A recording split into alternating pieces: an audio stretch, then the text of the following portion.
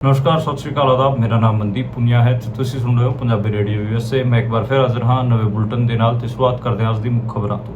BJP ਨੇ ਕੱਟਿਆ ਸਾਂਸਦ ਬ੍ਰਿਜਭੂਸ਼ਣ ਸ਼ਰਨ ਸਿੰਘ ਦਾ ticket. ਉਹਨਾਂ ਦੀ ਥਾਂ ਤੇ ਉਹਨਾਂ ਦੇ ਬੇਟੇ ਕਰਨਭੂਸ਼ਣ ਸਿੰਘ ਨੂੰ ਟਿਕਟ ਦਿੱਤਾ ਗਿਆ ਹੈ।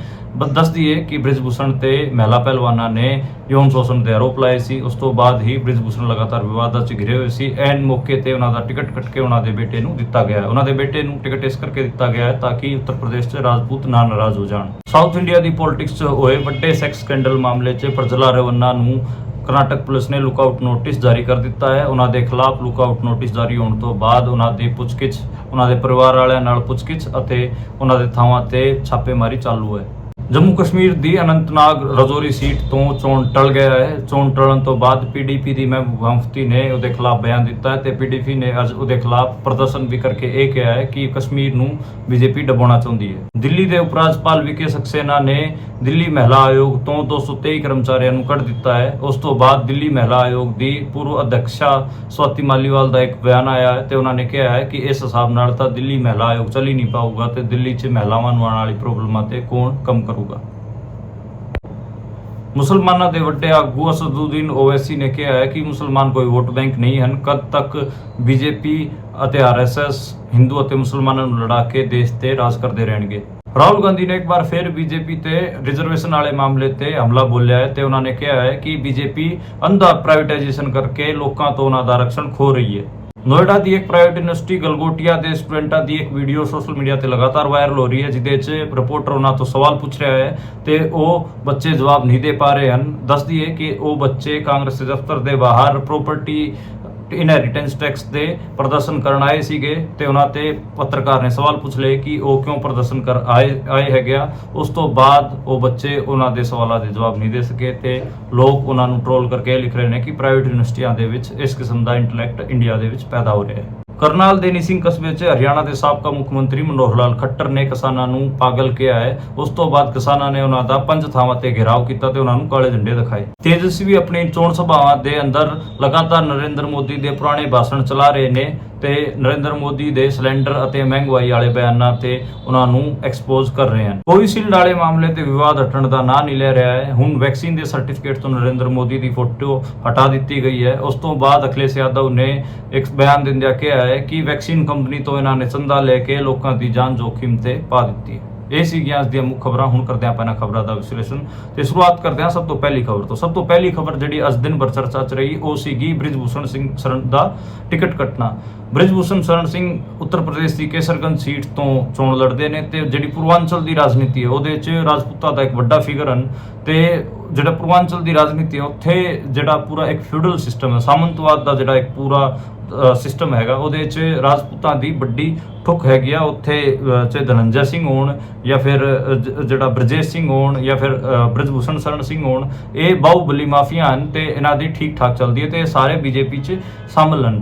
ਤੇ ਬ੍ਰਿਜਭੂਸ਼ਣ ਸ਼ਰਨ ਸਿੰਘ ਪਹਿਲਾਂ ਜਿਹੜੀ wrestling federation of India WFI ਹੈ ਉਹਦੇ ਪ੍ਰਧਾਨ ਹੁੰਦੇ ਸੀਗੇ ਤੇ ਉਹਨਾਂ ਤੇ ਮਹਿਲਾ ਪਹਿਲਵਾਨਾਂ ਨੇ ਆਰੋਪ ਲਾਏ ਸੀ ਕਿ ਉਹਨਾਂ ਨੇ ਉਹਨਾਂ ਦਾ ਯੌਨ ਸ਼ੋਸ਼ਣ ਕੀਤਾ ਹੈ। ਉਸ ਤੋਂ ਬਾਅਦ ਉਹਨਾਂ ਨੂੰ ਲਾਹ ਦਿੱਤਾ ਗਿਆ ਸੀਗਾ ਤੇ ਉਹਨਾਂ ਦੀ ਥਾਂ ਤੇ ਉਹਨਾਂ ਦੇ ਚੇਲੇ ਸੰਜੇ ਸਿੰਘ ਨੂੰ WFI ਸੌਂਪ ਦਿੱਤੀ ਗਈ ਸੀਗੀ ਤੇ ਇਹ ਵੀ ਲਗਾਤਾਰ ਚੱਲ ਰਿਹਾ ਸੀਗਾ ਕਿ ਸੰਜੇ ਸਿੰਘ ਤੋਂ ਬਾਅਦ ਜਿਹੜਾ ਬ੍ਰਿਜਭੂਸ਼ਣ ਸ਼ਰਨ ਸਿੰਘ ਹੈ ਉਹਨਾਂ ਦੀ ਸਾਂਸਦੀ ਵੀ ਜਾਊਗੀ ਤੇ ਉਹ ਉਹਨਾਂ ਦਾ MP ਦਾ ਟਿਕਟ ਕੱਟੂਗਾ ਤੇ ਬੀਜੇਪੀ ਉਹਨਾਂ ਨੂੰ ਟਿਕਟ ਨਹੀਂ ਦੇ ਰਹੀ ਸੀ। ਫਾਈਨਲੀ ਅੱਜ ਆਖਰੀ ਦਿਨ ਸੀਗਾ ਤੇ ਅੱਜ ਫਾਈਨਲੀ ਬੀਜੇਪੀ ਨੂੰ ਅਨਾਉਂਸ ਕਰਨਾ ਪਿਆ ਤੇ ਟਿਕਟ ਉਹਨਾਂ ਦੇ ਬੇਟੇ ਕਰਨਭੂਸ਼ਣ ਸਿੰਘ ਨੂੰ ਦੇਣਾ ਪਿਆ। ਉਹਦਾ ਰੀਜ਼ਨ ਇੱਕ ਇਹ ਹੈ ਕਿ ਬੀਜੇਪੀ ਪੂਰਵਾਂਚਲ 'ਚ ਰਾਜਪੂਤਾਂ ਨੂੰ ਨਾਰਾਜ਼ ਨਹੀਂ ਕਰਨਾ ਚਾਹੁੰਦੀ ਸੀਗੀ ਤੇ ਬ੍ਰਿਜਭੂਸ਼ਣ ਸਿੰਘ ਨੂੰ ਟਿਕਟ ਦੇ ਕੇ ਇਹ ਵੀ ਨਹੀਂ ਦਿਖਾਉਣਾ ਚਾਹੁੰਦੀ ਸੀਗੀ ਕਿ ਉਹ ਮਹਿਲਾਵਾਂ ਦੇ ਯੌਨ ਸ਼ੋਸ਼ਣ ਕਰਨ ਵਾਲੇ ਨੂੰ ਟਿਕਟ ਦੇ ਰਹੀ ਹੈ।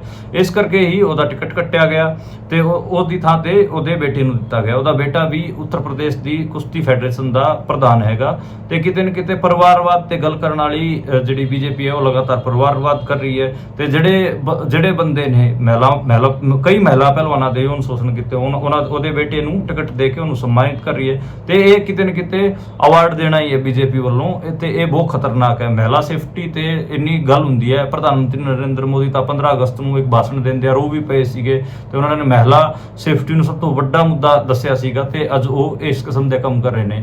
ਹਾਲਾਂਕਿ ਇਹ ਤਾਂ ਬਹੁਤ ਛੋਟਾ ਮਾਮਲਾ ਹੈ। ਤੁਸੀਂ ਪ੍ਰਜਲਾ ਰਵੰਨਾ ਦਾ ਮਾਮਲਾ ਦੇਖੋ, ਉਹ 26 ਅਪ੍ਰੈਲ ਨੂੰ ਉੱਥੇ ਚੋਣ ਹੋ ਚੁੱਕੇ ਨੇ ਤੇ ਉਸ ਤੋਂ ਪਹਿਲਾਂ ਪ੍ਰਧਾਨ ਮੰਤਰੀ ਨਰਿੰਦਰ ਮੋਦੀ ਪ੍ਰਜਲਾ ਰਵੰਨਾ ਵਾਸਤੇ ਵੋਟਾਂ ਮੰਗ ਕੇ ਆਏ ਸੀਗੇ ਤੇ ਮਹਿਲਾ ਸੇਫਟੀ ਨੂੰ ਲੈ ਕੇ ਕਿਤੇ ਨਾ ਕਿਤੇ ਨਰਿੰਦਰ ਮੋਦੀ ਅਤੇ ਉਹਦੀ ਸਰਕਾਰ ਜਿਹੜੀ ਹੈਗੀ ਆ ਉਹ ਬਹੁਤ ਜ਼ਿਆਦਾ ਲੱਚਰ ਹੈ ਤੇ ਉਹ ਕੋਈ ਧਿਆਨ ਨਹੀਂ ਦੇ ਰਹੀ, ਬਲਕਿ ਉਹਨਾਂ ਦੀ ਪਾਰਟੀ 'ਚ ਕੁਲਦੀਪ ਸਿੰਘ ਤੋਂ ਲੈ ਕੇ ਜਿਹੜਾ ਉਨਾਵ ਰੇਪ ਵਾਲੇ ਮਾਮਲੇ 'ਚ MLA ਸੀਗਾ ਉਹਨਾਂ ਦਾ, ਉਹਨੂੰ ਸਜ਼ਾ ਹੋ ਚੁੱਕੀ ਹੈ।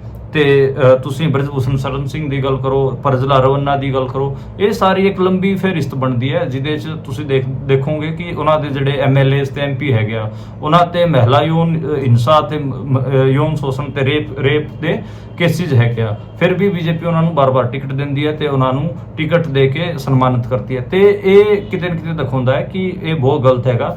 ਅੱਜ ਟਵਿੱਟਰ ਤੇ ਬਹੁਤ ਸਾਰੇ ਜਾਣਿਆਂ ਨੇ ਇਹ ਵੀ ਲਿਖਿਆ ਕਿ ਬੇਟੀ ਪੜਾਓ ਬੇਟੀ ਬਚਾਓ ਜਿਹੜਾ ਨਾਰਾ ਸੀਗਾ ਉਹ ਬੀਜੇਪੀ ਦਾ ਸੀਗਾ ਤੇ ਉਹਦੇ ਉਲਟ ਉਹਨੂੰ ਬਦਲ ਕੇ ਲਿਖਿਆ ਕਿ ਬੇਟੀ ਪੜਾਓ ਤੇ ਬੇਟੀ ਭਾਜਪਾ ਤੋਂ ਬਚਾਓ। ਤੇ ਇਹ ਇਸ ਕਰਕੇ ਲਿਖਿਆ ਗਿਆ ਕਿਉਂਕਿ ਜਿਹੜੇ ਮਹਿਲਾਵਾਂ ਦੇ ਸ਼ੋਸ਼ਣ ਕਰਨ ਵਾਲੇ ਹੈਗੇ ਉਹਨਾਂ ਦੇ ਪਰਿਵਾਰਾਂ ਨੂੰ ਤੇ ਉਹਨਾਂ ਬੰਦਿਆਂ ਨੂੰ ਟਿਕਟ ਦੇ ਕੇ ਬੀਜੇਪੀ ਸਨਮਾਨਿਤ ਕਰਦੀ ਹੈਗੀ ਤੇ ਉਹਨਾਂ ਦੇ ਖਿਲਾਫ ਕੋਈ ਕਾਰਵਾਈ ਨਹੀਂ ਕਰਦੀ। ਜਦੋਂ ਮਹਿਲਾ ਪਹਿਲਵਾਨ ਅੰਦੋਲਨ ਕਰ ਰਹੀਆਂ ਸੀਗੀਆਂ ਤੇ ਉਦੋਂ ਪ੍ਰਧਾਨ ਮੰਤਰੀ ਨਰਿੰਦਰ ਮੋਦੀ ਨੇ ਨਈ ਸੰਸਦ ਦਾ ਉਦਘਾਟਨ ਕੀਤਾ ਸੀਗਾ। ਉਦੋਂ ਵੀ ਜਿਹੜਾ ਬ੍ਰਿਜਭੂਸ਼ਣ ਸ਼ਰਨ ਸਿੰਘ ਸੀਗਾ ਉਹ ਉਸ ਦਿਨ ਸੰਸਦ ਦੇ ਅੰਦਰ ਮੌਜੂਦ ਸੀਗਾ। ਜਮਾ ਵਾਈਟ ਚਮਕਦੇ ਜਿਹੜੇ ਕੁੜਤੇ ਪਜਾਮੇ ਸਫੇਦ ਪਾ ਕੇ ਗਿਆ ਸੀਗਾ, ਉਹ ਚਿੱਟੇ ਕੁੜਤੇ ਪਜਾਮੇ ਪਾ ਕੇ ਗਿਆ ਸੀਗਾ ਤੇ ਉਹਨੇ ਫੋਟੋ ਵੀ ਖਿਚਾਈ ਤੇ ਉਸ ਗਰੁੱਪ ਨਾਲ ਵੀ ਉਹਦੀ ਫੋਟੋ ਆਈ ਜਿਹਦੇ ਵਿੱਚ ਪ੍ਰਧਾਨ ਮੰਤਰੀ ਨਰਿੰਦਰ ਮੋਦੀ ਖੜਿਆ ਸੀਗਾ ਤੇ ਉਹ ਇੰਨੇ ਸੀਰੀਅਸ ਹੈਗਾ ਇਹਨਾਂ ਮਾਮਲਿਆਂ ਤੇ ਕਿਤੇ ਨਾ ਕਿਤੇ ਇਹ ਜਿਹੜਾ ਇੱਕ ਪੂਰਾ ਸਿਸਟਮ ਹੈ ਇੰਡੀਆ ਦਾ ਪੋਲੀਟੀਕਲ ਸਿਸਟਮ ਉਸ 'ਚ ਮਹਿਲਾਵਾਂ ਦੀ ਐਂਟਰੀ ਨੂੰ ਵੀ ਇੱਕ ਸਖਤ ਨਜ਼ਰੀਏ ਤੇ ਲੈ ਕੇ ਆਉਂਦਾ ਕਿ ਮਹਿਲਾਵਾਂ ਕਿੰਨੀ ਸੁਰੱਖਿਅਤ, ਆਮ ਮਹਿਲਾਵਾਂ ਵੀ ਸੁਰੱਖਿਅਤ ਨਹੀਂ ਹੈਗੀਆਂ ਤੇ ਪੋਲੀਟੀਕਲ ਮਾਹੌਲ 'ਚ ਵੀ ਮਹਿਲਾਵਾਂ ਸੁਰੱਖਿਅਤ ਨਹੀਂ ਹੈ। ਉਹ ਇੱਕ ਜਿਹੜਾ ਪ੍ਰਜਲਾ ਰਵੰਨਾ ਵਾਲਾ ਮਾਮਲਾ ਉਹਦੇ 'ਚ ਵੀ ਇੱਕ ਵੱਡੀ ਅਪਡੇਟ ਸਾਹਮਣੇ ਆਈ ਹੈ। ਕਰਨਾਟਕਾ ਪੁਲਿਸ ਨੇ ਲੁਕਆਊਟ ਨੋਟਿਸ ਜਾਰੀ ਕਰ ਦਿੱਤਾ ਤੇ ਉਹਦੇ ਘਰ ਵਾਲਿਆਂ ਤੋਂ ਪੁੱਛਤਾਛ ਜਾਰੀ ਹੈ ਤੇ ਉਹਦੇ ਠਿਕਾਣਿਆਂ ਤੇ ਵੀ ਛਾਪੇਮਾਰੀ ਕੀਤੀ ਗਈ। ਹਾਲਾਂਕਿ ਪ੍ਰਜਲਾ ਰਵੰਨਾ ਤਾਂ ਬਾਹਰ ਭੱਜ ਗਿਆ, ਇਹ ਸਾਰਿਆਂ ਨੂੰ ਪਤਾ ਹੈਗਾ।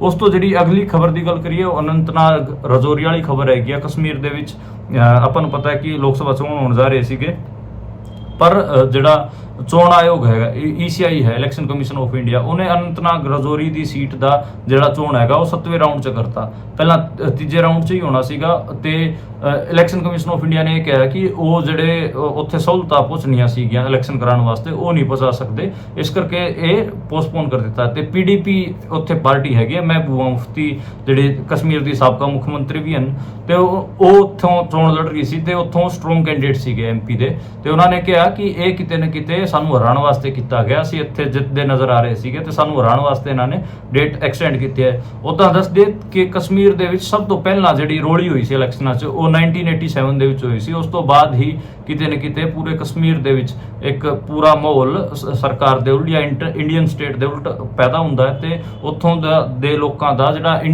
ਇੰਡੀਅਨ ਇਲੈਕਟੋਰਲ ਸਿਸਟਮ ਉਹਦੇ ਵਿੱਚ ਵੀ ਕੋਈ ਵਿਸ਼ਵਾਸ ਨਹੀਂ ਬਸਦਾ ਤੇ ਬਹੁਤ ਸਾਰੇ ਉੱਥੇ ਬੰਦਿਆਂ ਨੇ ਅੱਡ ਕਸ਼ਮੀਰ ਸਟੇਟ ਦੀ ਵੀ ਡਿਮਾਂਡ ਕੀਤੀ। ਉੱਥੇ ਅੱਜ ਤੱਕ ਕਿਸੇ ਵੀ ਕਿਸਮ ਦਾ ਜੇ ਆਪਾਂ ਕਹੀਏ ਕਿ ਅੱਡ ਜਿਹੜਾ ਰੈਫਰੈਂਡਮ ਹੁੰਦਾ ਉਹ ਵੀ ਨਹੀਂ ਕਰਾਇਆ ਗਿਆ ਤੇ ਉੱਥੇ ਇੱਕ ਵੱਡੀ ਡਿਮਾਂਡ ਰਹੀ, ਉੱਥੇ ਮਿਲੀਟੈਂਸੀ ਵੀ ਰਹੀ ਹੈ, ਮਿਲੀਟੈਂਟ ਮੂਵਮੈਂਟ ਰਹੀ ਹੈ ਪੂਰੀ ਕਸ਼ਮੀਰ ਦੇ ਵਿੱਚ। ਤੇ ਬਾਕੀ ਇਹ ਜਿਹੜੇ ਹੈਗੇ ਆ ਇਲੈਕਟੋਰਲ ਪੋਲਿਟਿਕਸ ਵਾਲੇ ਉਹਦੇ 'ਚ ਆਪਾਂ ਨੂੰ ਪਤਾ ਕਿ ਨੈਸ਼ਨਲ ਕਾਨਫਰੰਸ ਜਿਹੜੀ ਉਮਰ ਅਬਦੁੱਲਾ ਹੋਰਾਂ ਦੀ, ਫਾਰੂਕ ਅਬਦੁੱਲਾ ਹੋਰਾਂ ਦੀ ਪਾਰਟੀ ਹੈਗੀ ਤੇ PDP ਹੈ ਮਹਿਬੂਬਾ ਮੁਫਤੀ ਹੋਰਾਂ ਦੀ ਤੇ ਇਹ ਇਲੈਕਟੋਰਲ ਪੋਲਿਟਿਕਸ ਖੇਡਦੀਆਂ ਰਹੀਆਂ ਹਨ। ਬਾਕੀ ਤਾਂ ਕਸ਼ਮੀਰ ਦੇ ਜਿਹੜੇ ਹੋਰ ਪੋਲੀਟੀਕਲ ਫਰੰਟ ਸੀਗੇ ਉਹਨਾਂ ਨੇ ਤਾਂ ਜਿਹੜੀ ਮਿਲੀਟੈਂਟ ਮੂਵਮੈਂਟ ਇੱਕ ਪੂਰੀ ਉੱਥੇ ਚਲਾਈ ਹੈਗੀ ਆ ਤੇ ਜਦੋਂ 2019 ਚ ਇਹਨਾਂ ਨੇ 370 ਉੱਥੋਂ ਹਟਾਇਆ ਤੇ ਉਦੋਂ ਮਹਿਬੂਬਾ ਮੁਫਤੀ, ਫਾਰੂਕ ਅਬਦੁੱਲਾ ਤੇ ਬਾਕੀ ਹੋਰ ਧਿਰਾਂ ਸੀਗੀਆਂ ਪੋਲੀਟੀਕਲ ਧਿਰਾਂ, ਉਹ ਫਾਰੂਕ ਅਬਦੁੱਲਾ ਹੋਰਾਂ ਦੇ ਘਰ 'ਚ ਇਕੱਠੇ ਹੋਏ ਸੀ ਤੇ ਉਹਨਾਂ ਨੇ ਗੁਪਕਰ ਅਲਾਇੰਸ ਬਣਾਇਆ ਸੀਗਾ ਤੇ ਉਸ ਗੁਪਕਰ ਅਲਾਇੰਸ 'ਚ ਇਹ ਸੀਗਾ ਕਿ ਅਸੀਂ ਹੁਣ ਸਾਰੇ ਇਕੱਠੇ ਹੋ ਕੇ ਆਪਣੇ ਹੱਕਾਂ ਵਾਸਤੇ, ਆਪਣੇ ਸੂਬੇ ਦੇ ਵੱਧ ਅਧਿਕਾਰਾਂ ਵਾਸਤੇ ਲੜਾਈ ਲੜਾਂਗੇ। ਪਰ ਉਹਨਾਂ ਨੇ ਕਿਤਾਬ ਵੀ ਲਿਖੀ ਗੁਪਕਰ ਅਲਾਇੰਸ ਦੀ, ਪਰ ਹੁਣ ਦੇਖੋ ਜਦੋਂ ਇਲੈਕਸ਼ਨ ਆਏ ਤਾਂ ਉਹ ਦੁਬਾਰਾ ਇਲੈਕਸ਼ਨਾਂ 'ਚ ਕੂਦ ਗਏ।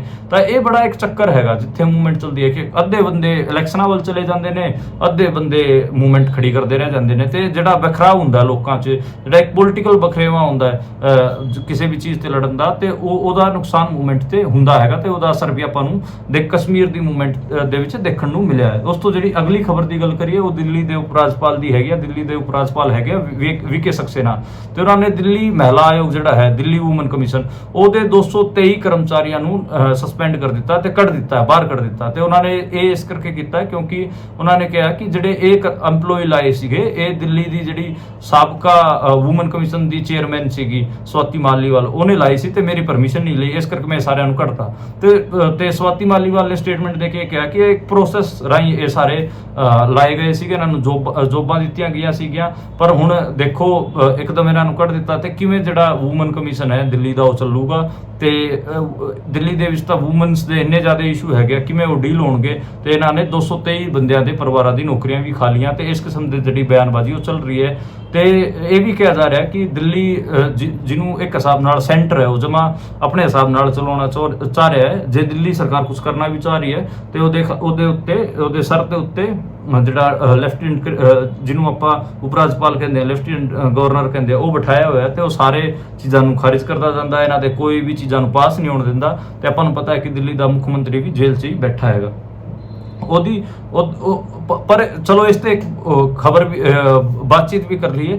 ਜਦੋਂ ਪੰਜਾਬ ਵਾਲੇ ਸੂਬੇ ਆਪਣੇ ਸੂਬਿਆਂ ਵਾਸਤੇ ਵੱਧ ਅਧਿਕਾਰ ਮੰਗਦੇ ਨੇ ਤੇ ਇਹ ਦੱਸਦੇ ਨੇ ਕਿ ਦੇਖੋ ਜਿਹੜਾ ਇੰਡੀਆ ਹੈਗਾ ਉਹ ਫੈਡਰਲ ਸਿਸਟਮ ਨਹੀਂ ਹੈਗਾ, ਉਹਦੇ ਕਿਤੇ ਨਾ ਕਿਤੇ ਪਾਵਰ ਦੀ ਸੈਂਟਰਲਾਈਜੇਸ਼ਨ ਹੋ ਰਹੀ ਹੈ, ਉਦੋਂ ਤਾਂ ਇਹ ਸਾਰੇ ਚੁੱਪ ਕਰ ਜਾਂਦੇ ਨੇ। ਈਵਨ ਦਿੱਲੀ ਦੇ ਮੁੱਖ ਮੰਤਰੀ ਅਰਵਿੰਦ ਕੇਜਰੀਵਾਲ ਨੇ, ਯਾਦ ਕਰੋ, ਜਦੋਂ ਕਸ਼ਮੀਰ ਤੇ 370 ਹਟਾਈ ਗਈ ਉਦੋਂ ਉਹਨੇ ਵੈਲਕਮ ਕੀਤਾ ਸੀਗਾ ਤੇ ਵਧੀਆ ਸਟੈਪ ਦੱਸਿਆ ਸੀਗਾ। ਹੁਣ ਜਦੋਂ ਦਿੱਲੀ ਦੇ ਵਿੱਚ ਇਹ ਉਪ ਰਾਜਪਾਲ ਰਾਹੀਂ ਇਹ ਸਭ ਸਾਰਾ ਕੁਝ ਕਰਾ ਰਹੇ ਨੇ, ਉਦੋਂ ਫਿਰ ਇਹਨਾਂ ਦਾ ਕੀ ਬਿਆਨ ਬਣੂਗਾ? ਤੇ ਜਿਹੜੀ ਦੋਗਲਾਪੰਥੀ ਹੈਗੀ ਆ ਬਾਕੀ ਦੇ ਸੂਬੇ ਵਾਲਿਆਂ ਦੀ, ਜਦੋਂ ਕਸ਼ਮੀਰ ਅਤੇ ਪੰਜਾਬ ਦੇ ਵਿੱਚ ਇਹ ਸਾਰਾ ਕੁਝ ਹੁੰਦਾ ਹੈ, ਉਦੋਂ ਤਾਂ ਇਹ ਬੜੇ ਦੇਸ਼ ਭਗਤ ਬਣ ਜਾਂਦੇ ਨੇ। ਜਦੋਂ ਖੁਦ ਇਹਨਾਂ ਦੇ ਸੂਬਿਆਂ ਦੇ ਵਿੱਚ ਇਦਾਂ ਦਾ ਹੁੰਦਾ, ਫਿਰ ਇਹ ਕਹਿੰਦੇ ਨੇ ਕਿ ਦੇਖੋ ਫੈਡਰਲ ਸਿਸਟਮ ਖਤਰੇ 'ਚ ਹੈਗਾ। ਤੇ ਉਦੋਂ ਕਿੱਥੇ ਚਲਾ ਜਾਂਦਾ ਜਦੋਂ ਪੰਜਾਬ ਅਤੇ ਕਸ਼ਮੀਰ ਦੀ ਵਾਰੀ ਆਉਂਦੀ ਹੈ? ਇਹ ਸੀਰੀਅਸ ਸਵਾਲ ਹੈਗਾ, ਪੋਲੀਟੀਕਲ ਸਵਾਲ ਹੈਗਾ, ਇਹਨੂੰ ਡੀਲ ਕਰਨਾ ਪਊਗਾ ਆਮ ਆਦਮੀ ਪਾਰਟੀ ਨੂੰ ਵੀ, ਕਾਂਗਰਸ ਨੂੰ ਵੀ, ਤੇ ਬਾਕੀ ਹਿੰਦੀ ਸੂਬੇ ਦੇ ਜਿੰਨੇ ਵੀ ਰਾਜ ਹੈਗੇ ਆ, ਜਿੰਨੇ ਵੀ ਰਾਜ ਹੈਗੇ ਆ, ਜਿੰਨੇ ਵੀ ਉਹਨਾਂ ਦੇ ਪੋਲੀਟੀਸ਼ੀਅਨ ਹੈਗੇ ਆ, ਉਹਨਾਂ ਨੂੰ ਸੀਰੀਅਸਲੀ ਫੈਡਰਲਿਜ਼ਮ ਬਾਰੇ ਸੋਚਣਾ ਪਊਗਾ। ਤੇ ਜਿਹੜਾ ਇੱਕ ਸੈਂਟਰਲਾਈਜੇਸ਼ਨ ਹੋ ਰਹੀ ਹੈ ਪਾਵਰ ਦੀ, ਤੇ ਜਿਹੜਾ ਹਿੰਦੂਕਰਨ ਹੋ ਰਿਹਾ, ਪੂਰਾ ਹਿੰਦੂਤਵਾ ਦੀ ਪੂਰੀ ਪੋਲਿਟਿਕਸ ਫੈਲਾਈ ਜਾ ਰਹੀ ਹੈ, ਉਹਦੇ ਤੇ ਸੀਰੀਅਸਲੀ ਗੱਲ ਕਰਨੀ ਪਊਗੀ। ਤੇ ਨਾ ਤਾਂ ਫਿਰ ਇਹੀ ਹੈ ਕਿ ਜਿਹੜੇ ਬਾਕੀ ਬਿਨਾਂ ਹਿੰਦੀ ਬੋਲਦੇ ਸੂਬੇ ਹੈਗੇ ਉਹਨਾਂ 'ਚ ਇੱਕ ਖਿਲਾਫ ਵੀ ਆਊਗਾ ਤੇ ਉਹ ਆਪਣੇ ਫਿਰ ਹੱਕਾਂ ਮੰਗਣਗੇ ਅਗਲੇ, ਤੇ ਇੱਕ ਮੂਵਮੈਂਟ ਵੀ ਖੜੀ ਕਰਨਗੇ। ਉਸ ਤੋਂ ਜਿਹੜੀ ਅਗਲੀ ਖਬਰ ਦੀ ਗੱਲ ਕਰੀਏ, ਉਹ ਹੈਗੀ ਆ ਰਾਹੁਲ ਗਾਂਧੀ ਦੀ ਬਿਆਨਬਾਜ਼ੀ ਵਾਲੀ। ਇੱਕ ਵਾਰ ਫਿਰ ਉਹਨਾਂ ਨੇ ਰਿਜ਼ਰਵੇਸ਼ਨ ਵਾਲੇ ਮਾਮਲੇ ਤੇ ਨਰਿੰਦਰ ਮੋਦੀ ਤੇ ਹਮਲਾ ਬੋਲਿਆ ਹੈ। ਉਹਨਾਂ ਨੇ ਕਿਹਾ ਕਿ ਜਿਹੜਾ ਬੀਜੇਪੀ ਹੈ ਤੇ ਨਰਿੰਦਰ ਮੋਦੀ ਹੋਰੀ ਹੈਗੇ ਆ, ਉਹ ਅੰਨਾ ਪ੍ਰਾਈਵੇਟਾਈਜੇਸ਼ਨ ਕਰ ਰਹੇ ਨੇ। ਉਹਦਾ ਅਸਰ ਇਹ ਹੋਊਗਾ ਕਿ ਜਿਹੜਾ ਪ੍ਰਾਈਵੇਟਾਈਜੇਸ਼ਨ ਦੇ ਵਿੱਚ ਤਾਂ ਰਿਜ਼ਰਵੇਸ਼ਨ ਲਾਗੂ ਨਹੀਂ ਹੁੰਦਾ, ਤੇ ਜਿਹੜੀ ਪ੍ਰਾਈਵੇਟ ਨੌਕਰੀਆਂ ਆ ਰਹੀਆਂ ਨੇ ਉਹਦੇ 'ਚ ਕੋਈ ਰਿਜ਼ਰਵੇਸ਼ਨ ਨਹੀਂ ਹੋਊਗਾ, ਤੇ ਉਹਦੇ ਨਾਲ ਕਿਤੇ ਨਾ ਕਿਤੇ ਦਲਿਤ, OBC, ਬੈਕਵਰਡ, ਇਹ ਸਾਰੇ ਪਿੱਛੇ ਰਹਿ ਜਾਣਗੇ। ਤੇ ਬੀਜੇਪੀ ਸਰਕਾਰੀ ਨੌਕਰੀਆਂ ਖਤਮ ਕਰਕੇ ਜਿਹੜਾ ਰਿਜ਼ਰਵੇਸ਼ਨ ਉਹਨੂੰ ਵੀ ਖਤਮ ਕਰ ਰਹੇ ਹੈ। ਤੇ ਨਰਿੰਦਰ ਮੋਦੀ ਨੇ ਇੱਕ ਹੋਰ ਹੀ ਅਟੈਕ ਮਾਰਤਾ ਹੈਗਾ ਕਾਂਗਰਸ ਤੇ। ਉਹ ਆਪਣੇ ਹੋਮ ਸਟੇਟ ਗੁਜਰਾਤ 'ਚ ਸੀਗੇ ਤੇ ਉੱਥੇ ਬਨਾਸਕਾਠਾ 'ਚ ਇੱਕ ਰੈਲੀ ਨੂੰ ਸੰਬੋਧਿਤ ਕਰ ਰਹੇ ਸੀਗੇ। ਤੇ ਨਰਿੰਦਰ ਮੋਦੀ ਨੇ ਭਾਸ਼ਣ ਦਿੰਦਿਆਂ ਕਿਹਾ ਕਿ ਜੇ ਕਾਂਗਰਸ ਪਾਰਟੀ ਸਰਕਾਰ ਸੱਤਾ 'ਚ ਆਈ ਤੇ ਇਹ ਤੁਹਾਡੀਆਂ ਮੱਝਾਂ ਖੋਲ ਲੈ ਜਾਊਗੀ। ਜੇ ਕਿਸੇ ਬੰਦੇ ਕੋਲ 2 ਮੱਝਾਂ ਹੈਗੀਆਂ ਤੇ ਕਾਂਗਰਸ 1 ਮੱਝ ਆਪਣੇ ਕੋਲ ਲੈ ਜਾਊਗੀ ਤੇ ਆਪਣੇ ਵੋਟ ਬੈਂਕ ਨੂੰ ਦੇ ਦਊਗੀ। ਤੇ ਐਡੀ ਮਤਲਬ ਇਸ ਲੈਵਲ ਦੀ ਬਿਆਨਬਾਜ਼ੀ ਤੇ ਨਰਿੰਦਰ ਮੋਦੀ ਉਤਰੇ ਹੋਏ ਨੇ। ਉਹ ਲਗਾਤਾਰ ਹਿੰਦੂ ਮੁਸਲਮਾਨ ਕਰ ਰਹੇ ਨੇ ਤੇ ਹੋਰ ਕਈ ਸਾਰੇ ਚੀਜ਼ਾਂ ਨੂੰ ਫੜ ਕੇ, ਜਿਵੇਂ ਮੱਝ ਖੋਲਣ ਵਾਲੀ ਗੱਲ ਹੈਗੀ ਆ, ਉਹ ਕਿੰਨੀ ਮਤਲਬ ਬੇਵਕੂਫੀ ਵਾਲੀ ਗੱਲ ਹੈਗੀ ਆ, ਪਰ ਉਹਨਾਂ ਦਾ ਲੈਵਲ ਇਸ ਕਿਸਮ ਦਾ ਹੋ ਰੱਖਿਆ। ਉਹਦਾ ਰੀਜ਼ਨ ਇਹ ਹੈ ਕਿ ਫਸਟ ਤੇ ਸੈਕਿੰਡ ਰਾਊਂਡ ਦੀ ਜਿਹੜੀ ਵੋਟਿੰਗ ਹੋਈ ਇੰਡੀਆ ਦੇ ਵਿੱਚ, ਉਹਦੇ ਕਰਕੇ ਨਰਿੰਦਰ ਮੋਦੀ ਹੋਰਾਂ ਨੂੰ ਲੱਗ ਰਿਹਾ ਕਿ ਉਹਨਾਂ ਦਾ ਜਿਹੜਾ ਵੋਟ ਪਰਸੈਂਟ ਹੈ ਉਹ ਮਾੜਾ ਜਿਹਾ ਡਿੱਗਿਆ। ਇਸ ਕਰਕੇ ਹਿੰਦੂ ਮੁਸਲਮਾਨ ਤੇ ਜਿਹੜੀ ਪੋਲਰਾਈਜੇਸ਼ਨ ਹੈਗੀ ਲੋਕਾਂ ਦੇ ਵਿੱਚ, ਉਹ ਜ਼ਿਆਦਾ ਕਰਨਾ ਚਾਹੁੰਦੇ ਨੇ ਤਾਂ ਕਿ ਉਹਨਾਂ ਦਾ ਜਿਹੜਾ ਵੋਟ ਪਰਸੈਂਟ ਹੈ ਅਗਲੇ ਜਿਹੜੇ ਹੋਰ ਚੋਣ ਹੋਣੇ ਨੇ 5 ਫੇਸਿਸ ਦੇ, ਉਹਦੇ 'ਚ ਵਧੇ ਤੇ ਉਹਨਾਂ ਦਾ ਜਿਹੜਾ ਵੋਟਰ ਟਰਨਆਊਟ ਉਹਨਾਂ ਵੱਲ ਜ਼ਿਆਦਾ ਝੁਕੇ ਤੇ ਪੋਲਰਾਈਜ਼ ਹੋ ਕੇ ਉਹਨਾਂ ਨੂੰ ਜ਼ਿਆਦਾ ਵੋਟਾਂ ਮੈਜੋਰਿਟੀ ਦੀ ਪੈਣ। ਉਸ ਤੋਂ ਜਿਹੜੀ ਅਗਲੀ ਖਬਰ ਦੀ ਗੱਲ ਕਰੀਏ, ਉਹ ਹੈਗੀ ਆ OWC ਵਾਲੀ। OWC ਨੇ ਕਿਹਾ ਕਿ ਮੁਸਲਮਾਨਾਂ ਨੂੰ ਵੋਟ ਬੈਂਕ ਮੰਨਣਾ ਬੰਦ ਕਰੋ, ਇਹ ਕੋਈ ਵੋਟ ਬੈਂਕ ਨਹੀਂ ਹਨ। ਤੇ ਕਦੋਂ ਤੱਕ ਜਿਹੜੇ ਮੁਲਕ ਦੇ ਲੋਕ ਹੈਗੇ ਆ ਉਹ ਹਿੰਦੂ ਮੁਸਲਮਾਨ ਤੇ BJP ਅਤੇ RSS ਵਾਲਿਆਂ ਨੂੰ ਵੋਟਾਂ ਦਿੰਦੇ ਰਹਿਣਗੇ। OWC ਦੀ ਗੱਲ ਕਿਤੇ ਨਾ ਕਿਤੇ ਇੱਕ ਹਿਸਾਬ ਨਾਲ ਠੀਕ ਹੈਗੀ ਆ। ਮੈਂ OWC ਨੂੰ ਇੱਕ ਸਿਆਣਾ ਪੋਲੀਟੀਸ਼ੀਅਨ ਮੰਨਦਾ। ਉਹਦਾ ਰੀਜ਼ਨ ਇਹ ਹੈ ਕਿ ਜਿਹੜਾ ਘੱਟ ਗਿਣਤੀਆਂ ਦੇ ਇੰਡੀਆ ਦੇ ਵਿੱਚ ਜਿਸ ਕਿਸਮ ਦਾ ਹਮਲਾ ਹੁੰਦਾ ਹੈ, ਉਹਦੇ 'ਚ ਇਲੈਕਟੋਰਲ ਪੋਲਿਟਿਕਸ ਦੀ ਜੇ ਆਪਾਂ ਗੱਲ ਕਰੀਏ, ਆਪਾਂ ਮੂਵਮੈਂਟ ਵਾਲੀ ਪੋਲਿਟਿਕਸ ਦੀ ਗੱਲ ਨਾ ਵੀ ਕਰੀਏ ਤੇ ਇਲੈਕਟੋਰਲ ਪੋਲਿਟਿਕਸ ਦੀ ਗੱਲ ਕਰੀਏ ਤੇ ਉਹਦੇ 'ਚ ਓਵੈਸੀ ਦੀ ਜਿਹੜੀ ਸਟੇਟਮੈਂਟਾਂ ਹੁੰਦੀਆਂ ਨੇ ਉਹ ਕਿਤੇ ਨਾ ਕਿਤੇ ਜਿਹੜੇ ਮਾਈਨੋਰਿਟੀ ਪੋਲਿਟਿਕਸ ਹੈ ਉਹਨੂੰ ਸਟਰੈਂਥਨ ਕਰਦੀਆਂ ਨੇ ਤੇ ਜਿਹੜਾ ਮੈਜੋਰਿਟੇਰਿਜ਼ਮ ਹੈਗਾ ਇੰਡੀਅਨ ਸਟੇਟ ਦਾ ਉਹਨੂੰ ਐਕਸਪੋਜ਼ ਕਰਦੀਆਂ ਨੇ। ਤੇ ਇਸ ਕਰਕੇ ਮੈਨੂੰ ਲੱਗਦਾ ਕਿ ਬਹੁਤ ਸੰਭਲ ਕੇ ਬੰਦਾ ਬੋਲਦਾ ਹੈਗਾ, ਪਰ ਉਹਨੂੰ ਜਿਹੜਾ ਹਿੰਦੂਤਵ ਵਾਲੇ ਹੈਗੇ ਉਹ ਲਗਾਤਾਰ ਟ੍ਰੋਲ ਕਰਦੇ ਨੇ ਤੇ ਉਹਦੀ ਗੱਲਾਂ ਦਾ ਇੱਕ ਇਸ਼ੂ ਵੀ ਬਣਾ ਕੇ ਪੇਸ਼ ਕਰਦੇ ਨੇ ਤੇ ਉਹਨੂੰ ਐਂਟੀ ਹਿੰਦੂ ਐਂਟੀ ਇੰਡੀਆ ਬਣਾ ਕੇ ਪੇਸ਼ ਕਰਦੇ ਨੇ ਤੇ ਵੋਟਾਂ 'ਚ ਫਾਇਦਾ ਲੈਣ ਦੀ ਕੋਸ਼ਿਸ਼ ਵੀ ਕਰਦੇ ਨੇ। ਈਵਨ ਜਿਹੜੀ ਕਾਂਗਰਸ ਪਾਰਟੀ ਹੈਗੀ ਉਹ ਵੀ ਓਵੀਸੀ ਨੂੰ ਵੋਟ ਕਟਵਾ ਕੇ ਬਦਨਾਮ ਕਰਦੀ ਹੈਗੀ ਤੇ ਉਹ ਤੋਂ ਦੂਰੀ ਬਣਾ ਕੇ ਰੱਖਦੀ ਹੈਗੀ। ਉਦੋਂ ਜਿਹੜੀ ਅਗਲੀ ਗੱਲ ਕਰੀਏ ਉਹ ਹੈਗਾ ਗਲਕੋਟੀਆ ਯੂਨੀਵਰਸਿਟੀ ਦੀ। ਗਲਕੋਟੀਆ ਯੂਨੀਵਰਸਿਟੀ ਇੱਕ ਪ੍ਰਾਈਵੇਟ ਯੂਨੀਵਰਸਿਟੀ ਹੈ ਨੋਇਡਾ ਦੀ। ਉਹਦੇ ਬੱਚੇ ਦਿੱਲੀ ਆਏ ਸੀਗੇ ਪ੍ਰਦਰਸ਼ਨ ਕਰਨ ਤੇ ਉਹ ਕਾਂਗਰਸ ਦੇ ਦਫ਼ਤਰ ਦੇ ਬਾਹਰ ਪ੍ਰਦਰਸ਼ਨ ਕਰ ਰਹੇ ਸੀ। ਉੱਥੇ ਇੱਕ ਸਾਡਾ ਰਿਪੋਰਟਰ ਆੜੀ ਹੈਗਾ ਅਸ਼ਤੋਸ਼ ਸ਼ਰਮਾ, ਉਹ ਪਹੁੰਚ ਗਿਆ। ਉਹਨੇ ਉੱਥੇ ਬੱਚਿਆਂ ਨੂੰ ਪੁੱਛ ਲਿਆ ਕਿ ਤੁਸੀਂ ਕਿਉਂ ਪ੍ਰਦਰਸ਼ਨ ਕਰਨ ਆਏ ਹੋ, ਕਿਉਂ ਤੁਸੀਂ ਅੰਦੋਲਨ ਕਰ ਰਹੇ ਹੋ ਕਾਂਗਰਸ ਦੇ ਖਿਲਾਫ।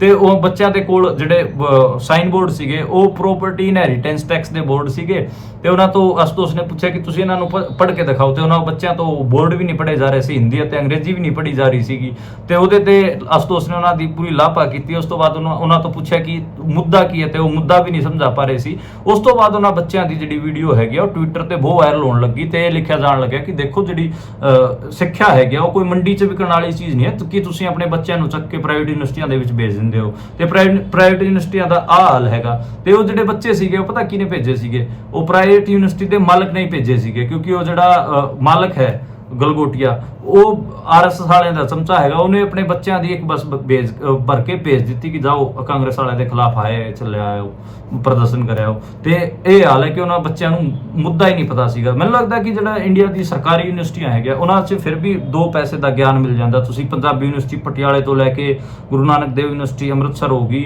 ਜਾਂ ਫਿਰ ਪੰਜਾਬ ਯੂਨੀਵਰਸਿਟੀ ਚੰਡੀਗੜ੍ਹ ਹੋਗੀ, ਦਿੱਲੀ ਯੂਨੀਵਰਸਿਟੀ ਹੋਗੀ, ਜਵਾਹਰ ਲਾਲ ਨਹਿਰੂ ਯੂਨੀਵਰਸਿਟੀ ਹੋਗੀ ਦਿੱਲੀ ਦੇ ਵਿੱਚ JNU, ਜਾਂ ਫਿਰ BHU ਹੋਗੀ ਬਨਾਰਸ ਦੇ ਵਿੱਚ, IITs ਹੋ ਗਈਆਂ, ਜੈਪੁਰ ਰਾਜਸਥਾਨ ਯੂਨੀਵਰਸਿਟੀ ਹੋਗੀ ਜੈਪੁਰ 'ਚ, ਜਾਦਵਪੁਰ ਯੂਨੀਵਰਸਿਟੀ ਹੋਗੀ, ਹੈਦਰਾਬਾਦ ਯੂਨੀਵਰਸਿਟੀ ਹੋਗੀ। ਉਹਨਾਂ ਦੇ ਬੱਚਿਆਂ 'ਚ ਜ਼ਿਆਦਾ ਸੈਂਸ ਹੈਗੇ। ਇਲਾਹਾਬਾਦ ਯੂਨੀਵਰਸਿਟੀ ਹੋਗੀ ਕਿਉਂਕਿ ਉਹ ਸਰਕਾਰੀ ਯੂਨੀਵਰਸਿਟੀਆਂ ਹੈਗੀਆਂ, ਉੱਥੇ ਬੱਚੇ ਅੰਦੋਲਨ ਕਰਦੇ ਰਹਿੰਦੇ ਨੇ। ਇੱਕ ਪੋਲੀਟੀਕਲ ਤੇ ਜਿਹੜੀ ਸਮਾਜਿਕ ਸਮਝ ਹੈ ਉਹਦਾ ਵੀ ਇੱਕ ਲੈਵਲ ਹੈਗਾ ਤੇ ਉਹਨਾਂ ਨੂੰ ਸਾਰਾ ਪਤਾ ਹੈ ਕਿ ਮੁਲਕ 'ਚ ਕੀ ਚੱਲ ਰਿਹਾ ਤੇ ਉਹਨਾਂ ਦੀ ਪੋਲੀਟੀਕਲ ਨੌਲੇਜ ਅਤੇ ਸੋਸ਼ਲ ਨੌਲੇਜ ਇੱਕ ਉਹਨਾਂ ਦਾ ਇੱਕ ਲੈਵਲ ਹੈਗਾ। ਜਿਹੜੀ ਆਪਾਂ ਗੱਲਾਂ ਵੀ ਕਰਦੇ ਆ, ਮੈਂ ਤੁਹਾਡੇ ਨਾਲ ਜਿਹੜੀ ਹਰ ਰੋਜ਼ ਗੱਲਬਾਤ ਕਰਦਾ, ਉਹਦਾ ਮਤਲਬ ਜਿਹੜੇ ਸਰਕਾਰੀ ਯੂਨੀਵਰਸਿਟੀਆਂ 'ਚ ਪੜ੍ਹੇ ਹੋਏ ਬੱਚੇ ਹੈਗੇ ਉਹ ਸਮਝਦੇ ਨੇ। ਪ੍ਰਾਈਵੇਟ ਯੂਨੀਵਰਸਿਟੀ ਤਾਂ ਇੱਕ ਹਿਸਾਬ ਨਾਲ ਬੱਚਿਆਂ ਨੂੰ ਮਸ਼ੀਨਾਂ ਬਣਾ ਰਹੀਆਂ ਨੇ, ਉਹ ਹਿਊਮਨ ਬੀਇੰਗ ਨਹੀਂ ਬਣਾ ਰਹੀਆਂ, ਹਿਊਮਨ ਮਸ਼ੀਨ ਬਣਾ ਰਹੀਆਂ ਨੇ ਤੇ ਇਹ ਆਪਾਂ ਨੂੰ ਸਮਝਣ ਦੀ ਲੋੜ ਹੈਗੀ। ਤੇ ਮੇਰੇ ਜਿੰਨੇ ਵੀ ਵਿਊਅਰ ਹੈਗੇ ਉਹਨਾਂ ਤੋਂ ਵੀ ਇੱਕ ਰਿਕੁਐਸਟ ਹੈਗੀ ਆ, ਇੱਦਾਂ ਦੀ ਯੂਨੀਵਰਸਿਟੀਆਂ ਇੱਦਾਂ ਦੇ ਸਕੂਲਾਂ ਦੇ ਵਿੱਚ ਬੱਚਿਆਂ ਨੂੰ ਪੜ੍ਹਾਉਣਾ ਚਾਹੀਦਾ ਜਿੱਥੇ ਇੱਕ ਪੂਰਾ ਕਲਚਰ ਹੋਵੇ ਪ੍ਰੋਟੈਸਟ ਦਾ ਜਾਂ ਫਿਰ ਸੁਸਾਇਟੀ ਨਾਲ ਇੰਗੇਜ ਕਰਨ ਦਾ ਤੇ ਉੱਥੇ ਵਧੀਆ ਪ੍ਰੋਫੈਸਰ ਹੋਣ। ਤੁਸੀਂ ਬੱਚਿਆਂ ਨੂੰ ਹਿਊਮਨ ਮਸ਼ੀਨ ਨਹੀਂ ਬਣਾਉਣਾ ਹੁੰਦਾ, ਬੱਚਿਆਂ ਨੂੰ ਤੁਸੀਂ ਹਿਊਮਨ ਬੀਇੰਗ ਬਣਾਉਣਾ ਹੁੰਦਾ ਹੈ ਤੇ ਕੋਸ਼ਿਸ਼ ਵੀ ਕਰਿਆ ਕਰੋ ਜੇ ਤੁਹਾਡੇ ਬੱਚੇ ਕਿਸੇ ਵਧੀਆ ਯੂਨੀਵਰਸਿਟੀ 'ਚ ਨਹੀਂ ਜਾ ਰਹੇ ਤੇ ਉਹ ਵਧੀਆ ਕੰਟੈਂਟ ਤਾਂ ਘੱਟੋ ਘੱਟ ਕੰਜ਼ਿਊਮ ਕਰਨ, ਵਧੀਆ ਪੱਤਰਕਾਰਾਂ ਨੂੰ ਸੁਣਨ, ਵਧੀਆ ਜਿਹੜੀ ਡਿਬੇਟਾਂ ਹੈਗੀਆਂ, ਵਧੀਆ ਇੰਟਰਵਿਊ ਹੈਗੇ ਆ ਉਹ ਤੁਸੀਂ ਉਹਨਾਂ ਨੂੰ ਦਿਖਾਇਆ ਕਰੋ। ਉਸ ਤੋਂ ਜਿਹੜੀ ਅਗਲੀ ਖਬਰ ਦੀ ਗੱਲ ਕਰੀਏ ਉਹ ਹਰਿਆਣਾ ਦੇ ਮੁੱਖ ਮੰਤਰੀ ਬਾਰੇ ਹੈਗੀ ਆ। ਹਰਿਆਣਾ ਦੇ ਸਾਬਕਾ ਮੁੱਖ ਮੰਤਰੀ ਕਿਉਂਕਿ ਉਹ ਪਿਛਲੇ 2 ਮਹੀਨੇ ਤੋਂ ਹਰਿਆਣਾ ਦੇ ਮੁੱਖ ਮੰਤਰੀ ਨਹੀਂ ਹਨ, ਨਵੇਂ ਮੁੱਖ ਮੰਤਰੀ ਬਣ ਗਏ। ਸਾਬਕਾ ਮੁੱਖ ਮੰਤਰੀ ਮਨੋਹਰ ਲਾਲ ਖੱਟਰ ਉਹ ਕਰਨਾਲ ਦੀ ਸੀਟ ਤੋਂ ਚੋਣ ਲੜ ਰਹੇ ਨੇ ਤੇ ਕਰਨਾਲ ਦਾ ਇੱਕ ਕਸਬਾ ਪੈਂਦਾ ਨਹੀਂ ਸਿੰਘ ਜਿੱਥੇ ਆਪਣੇ ਸਿੱਖ ਭਾਈਚਾਰਾ ਜ਼ਿਆਦਾ ਹੈਗਾ, ਉੱਥੇ ਉਹ ਜਾ ਕੇ ਕਿਹਾ ਹੈ ਕਿ ਕਿਸਾਨ ਤਾਂ ਇਹ ਤਾਂ ਪਾਗਲ ਹੈਗੇ ਜਿਹੜੇ ਵਿਰੋਧ ਕਰ ਰਹੇ ਨੇ। ਉਸ ਤੋਂ ਬਾਅਦ ਕਿਸਾਨਾਂ ਨੇ ਉਹਦਾ ਡਟ ਕੇ ਮੁਕਾਬਲਾ ਕੀਤਾ। 5 ਵਾਰੀ ਕਿਸਾਨਾਂ ਨੇ ਉਹਨਾਂ ਨੂੰ ਕਾਲੇ ਝੰਡੇ ਦਿਖਾਏ। ਇੱਕ ਵਾਰ ਤਾਂ ਉਹਨਾਂ ਨੂੰ ਖੇਤੋਂ ਖੇਤੀ ਭੱਜਣਾ ਪਿਆ ਤੇ ਕਾਲੇ ਝੰਡੇ ਦਿਖਾਏ ਤੇ ਉਹਨਾਂ ਤੋਂ ਸਵਾਲ ਵੀ ਲਗਾਤਾਰ ਪੁੱਛ ਰਹੇ ਨੇ ਕਿਸਾਨ। ਤੇ ਕਰਨਾਲ ਦੇ ਪਿੰਡਾਂ ਵਿੱਚ ਮਨੋਹਰ ਲਾਲ ਖੱਟਰ ਨੂੰ ਵੜਨਾ ਮੁਸ਼ਕਿਲ ਹੋ ਰਿਹਾ ਤੇ ਉਹਨਾਂ ਤੋਂ ਸ਼ੁਭਕਰਨ ਦੀ ਡੈਥ ਤੇ ਵੀ ਲਗਾਤਾਰ ਸਵਾਲ ਪੁੱਛੇ ਜਾ ਰਹੇ ਨੇ।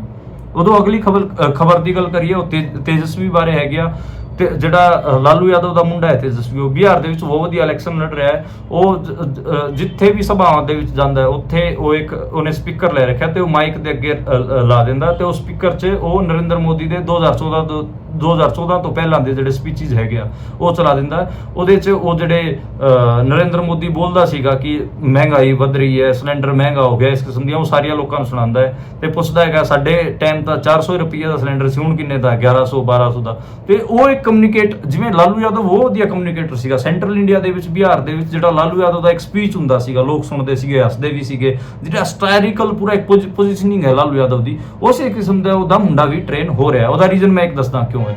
ਜਿਹੜਾ ਇੰਡੀਅਨ ਪੋਲੀਟੀਸ਼ੀਅਨ ਸੀਗੇ, ਇਹਨਾਂ ਨੇ ਸਾਰਿਆਂ ਨੇ ਆਪਣੇ ਮੁੰਡੇ ਬਾਹਰ ਭੇਜਤੇ, ਕੋਈ ਇੰਗਲੈਂਡ ਭੇਜਤਾ, ਕੋਈ ਅਮਰੀਕਾ, ਵੱਡੀ ਯੂਨੀਵਰਸਿਟੀਆਂ ਦੇ ਵਿੱਚ ਪੜ੍ਹਨ ਨੂੰ ਭੇਜਤੇ, ਤੇ ਉਹ ਉੱਥੇ ਜਾ ਕੇ ਵਧੀਆ ਇੰਗਲਿਸ਼ ਸਿੱਖਿਆ ਏ ਤੇ ਹੋਰ 2-4 ਮੋਟੀਆਂ ਗੱਲਾਂ ਸਿੱਖਿਆ ਏ। ਤੇ ਇੱਥੇ ਇੰਡੀਅਨ ਜਿਹੜਾ ਮਾਸਿਸ ਹੈਗਾ ਉਹਨਾਂ ਦੇ ਵਿੱਚ ਤਾਂ ਉਹ ਕੁਝ ਕਮਿਊਨੀਕੇਟ ਹੀ ਨਹੀਂ ਕਰ ਪਾਉਂਦੇ। ਤੇ ਲਾਲੂ ਯਾਦਵ ਨੇ ਆਪਣਾ ਮੁੰਡਾ ਕਿਤੇ ਨਹੀਂ ਭੇਜਿਆ, ਉਹਨੇ 9ਵੀਂ ਇੱਥੇ ਕਰਾਈ, 9ਵੀਂ 'ਚ ਉਹ ਫੇਲ ਹੋ ਗਿਆ, ਉਹਨੂੰ ਪੜ੍ਹਨ ਲਾਇਆ ਹੀ ਨਹੀਂ। ਉਸ ਤੋਂ ਬਾਅਦ ਕਹਿੰਦਾ ਤੂੰ ਕ੍ਰਿਕਟ ਖੇਡ, ਫਿਰ ਉਹਦਾ ਮੁੰਡਾ ਕ੍ਰਿਕਟ ਖੇਡਣ ਲੱਗਿਆ ਤੇ ਉਹਨੂੰ ਕਿਹਾ ਤੂੰ ਪੂਰਾ ਮੁਲਕ ਘੁੰਮ ਤੇ ਜਿਵੇਂ ਦਾ ਹੈਗਾ ਉਵੇਂ ਹੀ ਰਹਿ। ਤੇ ਉਸ ਕਰਕੇ ਜਿਹੜਾ ਕਾਮਨ ਸੈਂਸ ਹੈਗੀ ਆ ਤੇ ਇੱਕ ਕਮਿਊਨੀਕੇਸ਼ਨ ਹੈਗਾ ਉਹ ਤੇਜਸਵੀ ਯਾਦਵ ਦਾ ਬਹੁਤ ਸਟਰੋਂਗ ਹੈਗਾ ਤੇ ਉਹ ਮੁੰਡਾ ਆਊਟਸ਼ਾਈਨ ਕਰੂਗਾ। ਮੈਨੂੰ ਤਾਂ ਇਹ ਲੱਗਦਾ ਕਿ next CM of Bihar Tejashwi Yadav ਬਣੂਗਾ। ਉਹਦਾ ਤੁਸੀਂ ਹੁਣ ਉਹਦੇ ਪੋਲੀਟੀਕਲ ਸਪੀਚਸ ਦੇਖੋ, ਉਹਦੀ ਕਮਿਊਨੀਕੇਸ਼ਨ ਦਾ ਲੈਵਲ ਦੇਖੋ, ਬਹੁਤ ਸੋਹਣਾ ਹੈ। ਜਿਵੇਂ ਲਾਲੂ ਯਾਦਵ ਮਸਕਰੀਆਂ ਕਰਦਾ ਸੀਗਾ, ਪੋਲੀਟੀਕਲ ਸਟਾਇਰ ਕਰਦਾ ਸੀਗਾ, ਉਵੇਂ ਹੀ ਉਹ ਮੁੰਡਾ ਕਰ ਰਿਹਾ ਹੈ।